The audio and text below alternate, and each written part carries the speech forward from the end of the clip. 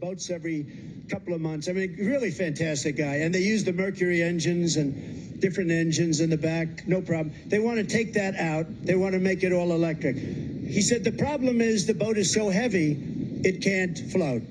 I said, that sounds like a problem. He said, also, it can't go fast because of the weight. And they want to now have a 50-mile or a 70-mile radius. You have to go out 70 miles before you can really start the boat up.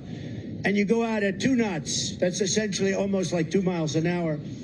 I say, how long does it take you to get out there? Many hours. And then you're allowed to go around for 10 minutes, but you have to come back because the batteries only last for a very short period of time.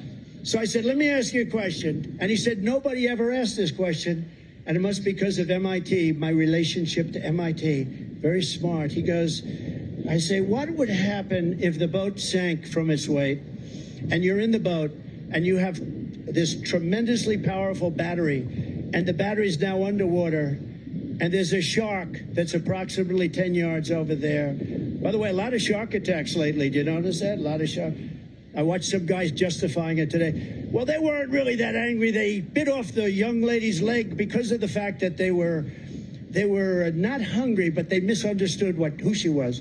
These people are crazy. He said there's no problem with sharks. They just didn't really understand a young woman swimming now really got decimated, and other people too, a lot of shark attacks. So I said, so there's a shark 10 yards away from the boat, 10 yards, or here. Do I get electrocuted? If the boat is sinking, water goes over the battery, the boat is sinking. Do I stay on top of the boat and get electrocuted? Or do I jump over by the shark and not get electrocuted? Because I will tell you, he didn't know the answer. He said, you know, nobody's ever asked me that question. I said, I think it's a good question. I think there's a lot of electric current coming through that water. But you know what I'd do if there was a shark or you get electrocuted? I'll take electrocution every single time. I'm not getting near the shark. So we're going to end that. We're going to end it for boats.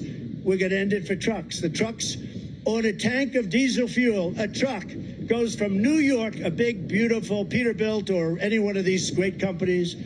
They go from New York to Los Angeles without a stop. With electric, much of the truck is used, the capacity for batteries. The batteries are very heavy and very big, very, very big, many times the size of a tank that carries lots of gallons of diesel. You have to stop 6 times. And you have to get chargers. There are no chargers. The whole thing is, it's the kind of thing that if your 5-year-old grandson were sitting up here and you gave him a quiz, he would say, don't bother with the electric. There's another thing.